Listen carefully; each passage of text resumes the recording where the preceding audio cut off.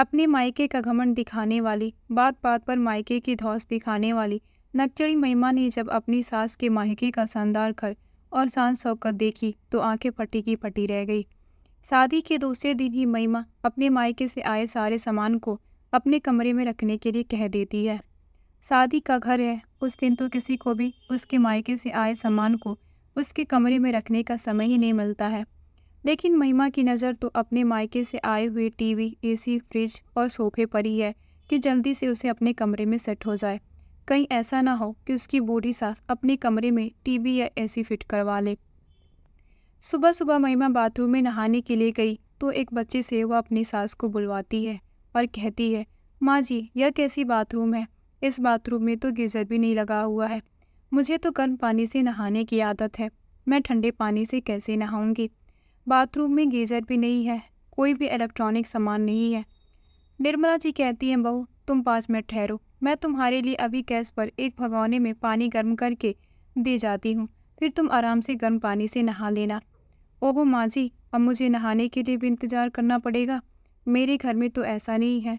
मेरे मायके में हर बाथरूम में गीजर लगे हुए हैं, हर नल में गर्म पानी आता है। आप लोग कैसे रहते हैं इस घर में?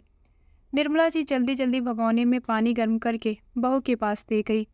नहाने के बाद महिमा अपने कमरे में गई और अपने पति से बड़बड़ाते हुए कहने लगी, आपके घर में तो कोई व्यवस्था ही नहीं है, ना तो बाथरूम में गीजर है, ना ही किचन में आरओ का पानी है।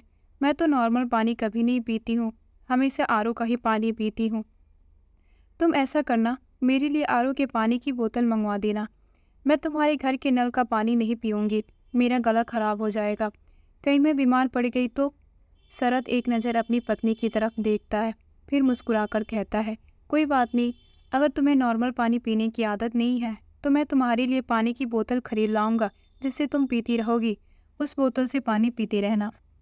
अभी तो चल जाएगा बोतल के पानी से, लेकिन जब मैं तुम्हारे साथ परमानेंट रहूंगी, क्योंकि अब तो मेरी तुमसे शादी हो गई है, तो कब तक मेरे लिए बोतल खरीदते रहोगे?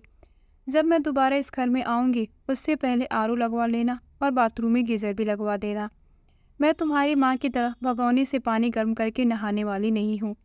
2-3 दिन बाद सभी मेहमान चले गए। घर में जो भी महिमा के मायके से सामान आया था, धीरे धीरे सबकी फिटिंग होने लगी। कौन से सामान को कहाँ पर रखना है, कहाँ लगवाना है। महिमा के मायके से एक बड़ा सा टीवी आया था। निर्मला जी ने सोचा कि इतने बड़े टीवी को हॉल में लगा देंगे और हॉल का जो हमारा पहले वाला टीवी है उसको बहू के कमरे में लगवा देंगे। टीवी लगाने के लिए इलेक्ट्रीशियन को बुलाया गया। जैसे ही टीवी हॉल में लग गया, शाम को महिमा अपने कमरे से निकली। उसने अपने मायके का टीवी हॉल में लगा हुआ देखा तो चिल्लाते हुए बोली, मेरे मायके के इतने बड़े टीवी को हॉल में किसने लगवा दिया? या मेरे पापा ने मेरे कमरे में लगवाने के लिए दिया था? मुझसे पूछे बिना मेरे टीवी को हॉल में किसने लगवाया?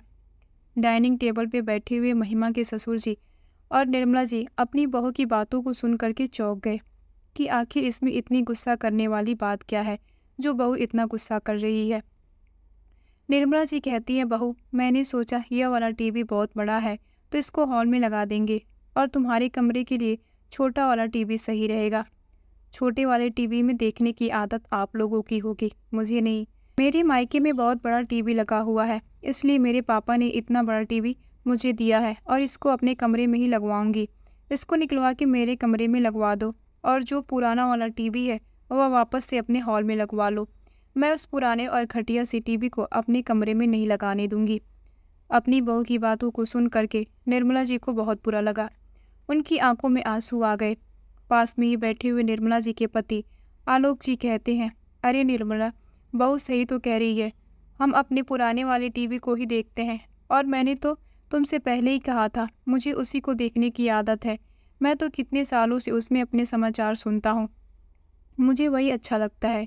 हाँ बहू ठीक है, हम अभी निकलवा के तुम्हारा टीवी तुम्हारे कमरे में लगवा देते हैं। हाँ जल्दी करिए। और पैर पटकते हुए महिमा अपने कमरे में चली गई। निर्मला जी और आलोक जी को अपनी बहू का व्यवहार बिल्कुल भी अच्छा नहीं लग रहा था।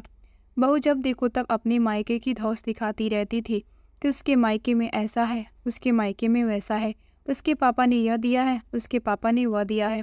निर्मला जी अपने पति से कहती हैं, हमारे पास देखा जाए तो कोई कमी नहीं है, आप भी नौकरी करते थे और हमारा बेटा भी नौकरी करता है। आपको अभी पेंशन भी मिलती है।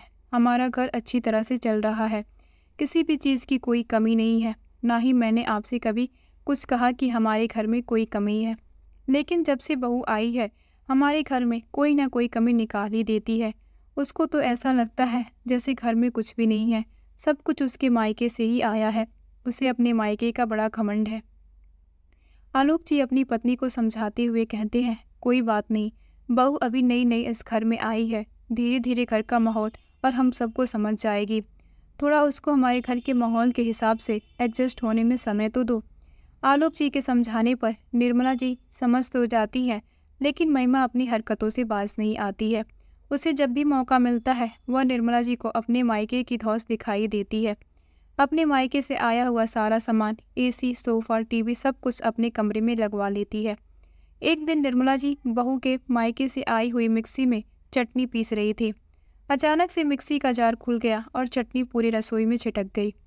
महिमा चिल्लाती हुई आई और कहा, तुमसे किसने कहा कि मेरे मायके से आई हुई मिक्सी में चटनी पीसने के लिए? तुम तो अपनी पुराने वाली मिक्सी का ही इस्तेमाल किया करो। यह तो आज के ज़माने की मिक्सी है, तुम्हें इसमें चटनी पीसनी नहीं आएगी। निर्मला जी कहती है, हाँ बेटा, कह तो तुम सही रही हो, यह हमारे पुराने वाली मिक्सी से एकदम अलग है। इसमें पता ही नहीं चलता कौन सा बटन कहाँ पे दबाना है। और क्या, मेरे पापा ने बिल्कुल ब्रांडेड चीज़ दी है, कुछ भी लोकल मार्केट से नहीं दिया। मेरे पापा हमेशा ब्रांडेड चीज़ ही खरीदते हैं। अपनी बहू की बात सुनकर के निर्मला जी फिर से उदास हो गई कि आज फिर बहू ने अपनी मायके की धौंस दिखाई दी। एक दिन निर्मला जी ने हिम्मत करके बहू को प्यार से समझाने की कोशिश की। बहू, तुम्हारे मायके में जो कुछ भी है वह तुम्हारे मायके का है, लेकिन अब यह तुम्हारा ससुराल है। इधर ससुराल में जो कुछ भी है वह तुम्हारा है। शरद तो ज़्यादातर समय अपने ऑफिस के कामों में ही बिजी रहता था। घर पर निर्मला जी और आलोक जी अपने बहू के साथ रहते थे। एक दिन बहू को अपने मायके जाना था। निर्मला जी अपने बहू के लिए 2 साड़ियाँ खरीद कर लाई और देती हुए कहा, बहू, तुम मायके जा रही हो, मैं तुम्हारे लिए 2 नई साड़ियाँ खरीद कर लाई हूँ। इन साड़ियों को तुम अपने मायके में डेली में पहन लेना, तुम्हारे ऊपर बहुत अच्छी लगेगी। पूरे 2000 की 2 साड़ियाँ खरीद कर लाई हूँ। क्या माँ जी, मेरे लिए सिर्फ 2000 की 2 साड़ियाँ लाई हो? मैं हजार रुपये की साड़ियाँ पहनूंगी? कैसी बातें कर रही हो? मेरे पापा तो हजार रुपये की साड़ियाँ मेरी कामवाली को दिवाली पर देते हैं, और मेरी शादी की जितनी भी साड़ियाँ हैं, एक भी साड़ी 15,000 के नीचे की नहीं है, और आपने मुझे सिर्फ 2000 की साड़ी पहनने के लिए दी है। आपकी दी हुई साड़ी मेरे मायके वाले देखेंगे, और अगर मैं उधर पहनूंगी तो मेरी तो नाक ही कट जाएगी। आप अपनी साड़ी अपने पास ही रखिए, मैं ये टीचर सी साड़ी अपने मायके में नहीं पहनने वाली हूँ। आपको पता नहीं मेरे मायके वाले कितने पैसे वाले हैं। आपके घर में सिर्फ 3 कमरों का घर बना हुआ है, मेरे मायके में 3 मंजिला मकान बना है। मेरे पापा इस शहर के बहुत बड़े बिजनेसमैन हैं। वह तो शरद मेरे कॉलेज में पढ़ता था, मुझे पसंद था, इसलिए मेरे पापा ने शरद से मेरी शादी करवा दी, वरना आप लोग तो मेरे मायके वालों की हैसियत के बिल्कुल भी नहीं हो। पास में बैठे हुए आलोक जी से बहू की बातें बर्दाश्त नहीं हो रही थी। वह बीच में टोकते हुए कहते हैं, बेटा, अब तुमने ही लव मैरिज की है तो इसमें कोई क्या कर सकता है। तुम्हें मेरा बेटा पसंद था इसलिए तो शादी की, और रही बात हैसियत की, तो हैसियत तो पैसे से नहीं, उसके अच्छे व्यवहार से बनती है। तुम तो पूरे मोहल्ले में जाकर देख लो, हमारे ऑफिस में जाकर पूछ लो, कितना नाम है हमारा। अगर तुम्हें निर्मला की लाई हुई साड़ी पसंद नहीं है तो तुम मत ले जाओ, लेकिन बात बात पर अपने मायके की धौंस मत दिखाया करो। आलोक जी की बातें सुन के बहू का मुंह खुला रह गया और अपना मुंह फुलाकर कमरे में चली गई और फटाक से गेट को बंद करते हुए बैठ गई। निर्मला जी अपने पति की तरफ देखते हुए कहती हैं, क्यों आपने उसे कुछ कह दिया? जाने देते। नहीं निर्मला, बात बात पर वो तुम्हारा अपमान करती रहती है, जब देखो तब अपने मायके का घमंड दिखाती रहती है। तुम भी किसी से कम नहीं हो। कुछ दिनों के बाद बात आ ही गई। वो एक दिन महिमा के मायके से फ़ोन आता है कि महिमा के छोटे भाई की एंगेजमेंट है, जिसमें आप सबको आना है। महिमा अपने मायके जाने की तैयारी करने लगी। जब वो अपने मायके जाने लगी तो सास ससुर से कह के गई कि आप लोग अच्छे से कपड़े पहन के आना, वहाँ सस्ते से कपड़े पहनकर मत आ जाना, नहीं तो 4 लोगों के सामने मेरे मायके में मेरी नाक कटवा दोगे। इतना कहकर वो अपने मायके चली गई। मायके में एंगेजमेंट वाले दिन बेटा शरद अपने माता पिता को लेकर ससुराल पहुंच गया। बहू के मायके आलोक जी और निर्मला जी भी पहुंच गए, लेकिन महिमा का व्यवहार अपने सास ससुर के प्रति उधर भी अच्छा नहीं था। ना तो उसने अपनी सास ससुर से अच्छे से बात की, ना ही उन्हें उतना मान सम्मान दिया। थोड़ा बहुत चाय पानी के पूछने के बाद किसी ने उनसे बात भी नहीं की। बेचारे दोनों लोग बहू के भाई की एंगेजमेंट का फंक्शन अटेंड करने के बाद घर वापस आ गए। निर्मला जी को भी अपनी बहू के मायके वालों का व्यवहार कुछ अच्छा नहीं लगा। उन्होंने सोच लिया था अब वो शादी में नहीं जाएंगे, बेटा बहू चले जाएंगे। एक बार जाकर देख लिया उन्होंने, ना तो ढंग से पूछा ना ही बात की। ऊपर से महिमा तो अपने मायके का दिखावा करने में लगी हुई थी। मेरे मायके में 3 मंजिला का मकान बना है, मेरे मायके में यह है, मेरे मायके में वह है, अब मुझे नहीं जाना उधर। आलोक जी कहते हैं ठीक है निर्मला, तुम्हें जैसा लगे तुम ऐसा कर लेना, तुम्हारी मर्जी। मैंने तुम्हें कभी मना किया है क्या कुछ करने से? शादी भी हो गई, लेकिन निर्मला जी और आलोक जी शादी में नहीं गए, क्योंकि उस समय उन्हें इत्तेफाक से अपनी बहन के इधर जाना था, क्योंकि छोटी बहन की बेटी की शादी थी। दोनों तरफ की शादियाँ अच्छे से निपट गई। महिमा और निर्मला जी दोनों ही घर पर वापस आ गई। एक दिन निर्मला जी के मायके से फ़ोन आया कि निर्मला जी के सबसे छोटे वाले भाई को बेटा हुआ है, तो उसको बधाई लेकर आनी होगी। निर्मला जी के मायके में यह रिवाज था कि अगर भतीजा या भतीजी होती है तो उसकी बुआ बधाई लेकर जाती है। बधाई में बहुत सारा सामान ले जाती है, बच्चे के लिए कपड़े, माँ के लिए कपड़े, बच्चे के लिए कुछ सोने या चांदी का सामान लेकर जाती है और कुछ भी बहुत सारे उपहार लेकर के जाती है। और जब वापस आती है तो उसके मायके वाले भी उसे ढेर उपहार देते हैं। खूब धूमधाम से बधाई मनाई जाती है, नाच गाना होता है। मायका में भतीजा होने की खुशी में निर्मला जी जल्दी जल्दी बधाई ले जाने की तैयारी करने लगी। उन्होंने अपने पति से कहा, सुनो, इतने सालों बाद मेरे भाई को बेटा हुआ है, मैं तो सोने की जंजीर लेकर के जाऊंगी और खूब सारे उपहार भी लेकर जाऊंगी। आलोक जी अपने पेंशन के पैसे निकाल लाए और उस पेंशन के पैसे से एक सोने की जंजीर बच्चे के लिए बनवाए, कपड़े व उपहार लेकर के आए और साथ ही एक लकड़ी का बहुत सुंदर झूला भी बनवाकर अपने भतीजे को देने के लिए।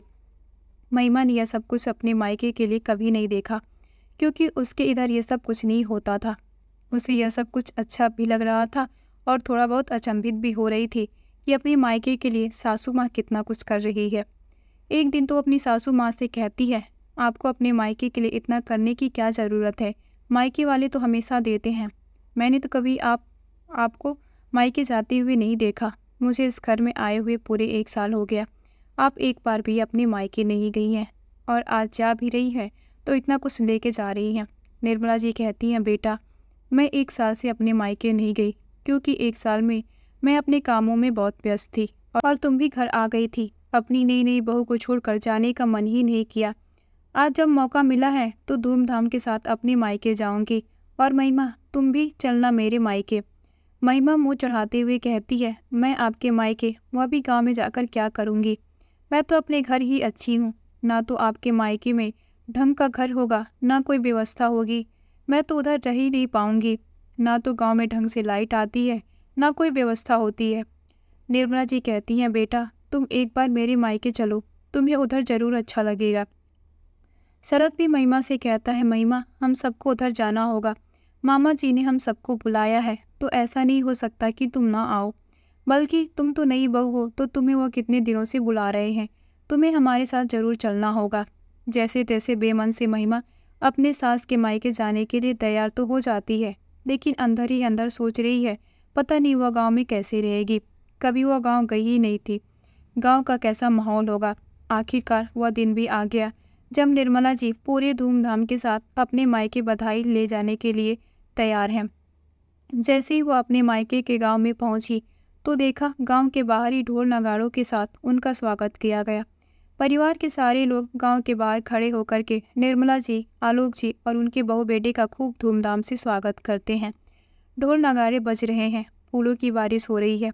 निर्मला जी के मायके के सभी बच्चे डांस कर रहे हैं। निर्मला जी भी बच्चों का झूला लेकर के नाचने लगती हैं। तभी निर्मला जी के सबसे बड़े भाई, जिनकी उम्र 55 बरस होगी, एक सुंदर सी बग्घी लेकर आए, जिसमें आगे 2 घोड़े लगे हुए हैं। उस बग्घी में अपनी बहन, अपने दामाद और उनकी बहू बेटे को बिठा करके पूरे गांव में फेरी लगवाते हैं। धूमधाम से अपने दामाद, बहनोई और बहन का स्वागत करते हैं। ऐसे भव्य स्वागत को देख करके महिमा की आंखें फटी की फटी रह गई। उसने तो समझा था कि उसका सास का मायका गांव में है, तो उधर तो कुछ भी नहीं होता है, लेकिन इतना कुछ देख करके वह दंग रह गई।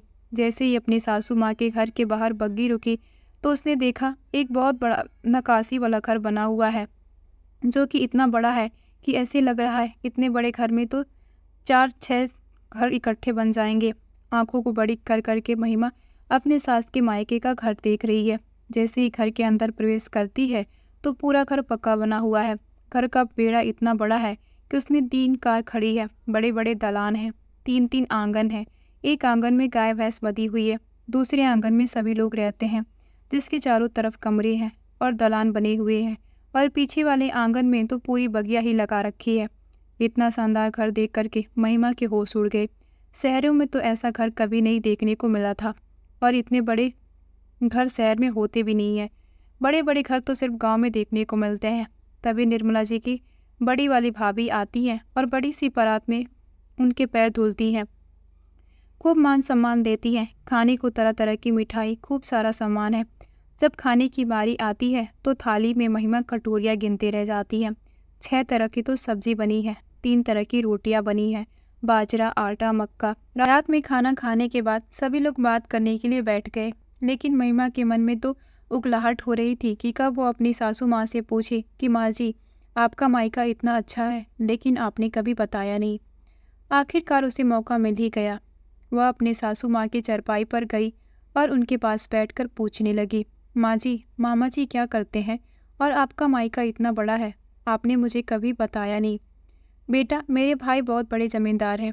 इस गांव में सबसे ज़्यादा खेती मेरे मायके में ही है, और तो और खेत पर तुम फार्म हाउस देखोगी तब तो तुम बहुत खुश हो जाओगी। क्या माँ जी, मामा के इधर फार्म हाउस भी है? हाँ बेटा, पास वाले खेत पर छोटे वाले मामा ने फार्म हाउस बना रखा है, जिसमें ट्यूबवेल लगा है, और साथ ही साथ उधर 2 से 3 कमरे बने हुए हैं, बागवानी है, बल्कि घर की सारी सब्जियां वहीं से आती है। बाहर से सब्जियां खरीदने की कभी ज़रूरत ही नहीं पड़ती, सभी ताज़ी सब्जियां खाते हैं। अपनी सासू माँ की बात सुनकर के महिमा के होश उड़ते जा रहे थे कि सासू माँ के मायके वाले इतने पैसे वाले हैं। 3-3 कार है, इतना बड़ा घर, फार्म हाउस, इतनी सारी ज़मीन जायदाद, लेकिन उसकी सासू माँ ने कभी अपने मायके की कोई जिक्र नहीं किया और ना ही कभी अपने मायके का घमंड दिखाया। लेकिन मैंने तो बात बात पर अपने मायके की धौंस अपनी सासू माँ को दिखाई है। अपनी सासू माँ के मायके को देखकर आज उसे अपने मायका भी फीका लगने लगा, जबकि सासू माँ का मायका तो मेरे मायके से कितना दबंग है। मेरा घर तो सिर्फ 3 मंजिला बना हुआ है, वो अभी 300 गज में, पर इधर तो पूरा 3000 गज का घर बना हुआ है। अब महिमा को बार बार वही बात याद आ रही थी, जब उसने अपनी सास को अपने मायके की धौंस दिखाई थी, और अंदर ही अंदर अब वो आत्मग्लानि से भरती जा रही थी। उसे लग रहा था कि कब वो अपने घर पहुँचे और अपनी सासू माँ से अपने किए की माफ़ी मांगे। 2 दिन तक मायके में रहने के बाद निर्मला जी, आलोक जी और उनके बहू बेटे को उनके मायके वाले पूरे सम्मान के साथ विदा कर देते हैं, खूब सारे उपहार देते हैं।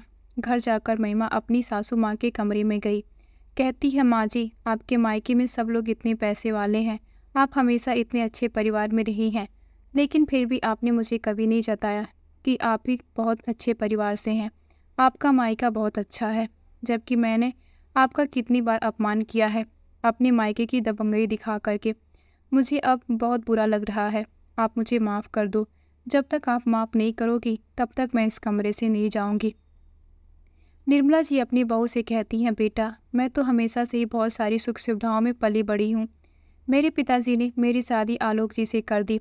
आलोक जी के स्कूल में बहुत ही ईमानदार अध्यापक हैं। उनकी ईमानदारी से प्रभावित होकर के मेरे पिताजी ने मेरी शादी उनके साथ कर दी थी। हालांकि उनकी आर्थिक स्थिति इतनी अच्छी नहीं थी। मेरे पिताजी ने कई बार मेरी आर्थिक मदद करने की कोशिश भी की थी, लेकिन आलोक जी को यह पसंद नहीं था कि वह अपने ससुराल से पैसे लेकर के अपना घर चलाए। उनके स्वाभिमान को ठेस पहुंचती थी अगर मैं अपने मायके से पैसे लेकर के घर के खर्च चलाती। इसीलिए अपने पति का मान रखने के लिए कभी भी मैंने अपने मायके की मदद को स्वीकार नहीं किया। जितना सम्मान उन्होंने दिया बस उतना ही लिया। बेटा, पैसों से ज़्यादा मान सम्मान नहीं होता, और वह तो तुमने देख ही लिया होगा मेरे मायके में जा कर के कि मेरे मायके वाले मेरा और मेरे पति का और मेरे बच्चों का कितना मान सम्मान करते हैं। अब तुम ही बताओ, पैसा ज़रूरी है या मान सम्मान? अगर मैं अपने मायके से पैसे लेती तो मेरे भाई भाभी भी हमेशा यही सोचते कि मायके के पैसों से पल रही है। लेकिन आज जैसी भी हूँ, सम्मान के साथ अपने मायके जाती हूँ। अपनी सास की बात को सुन करके महिमा उनके गले लग गई और ज़ोर ज़ोर से रोने लगी।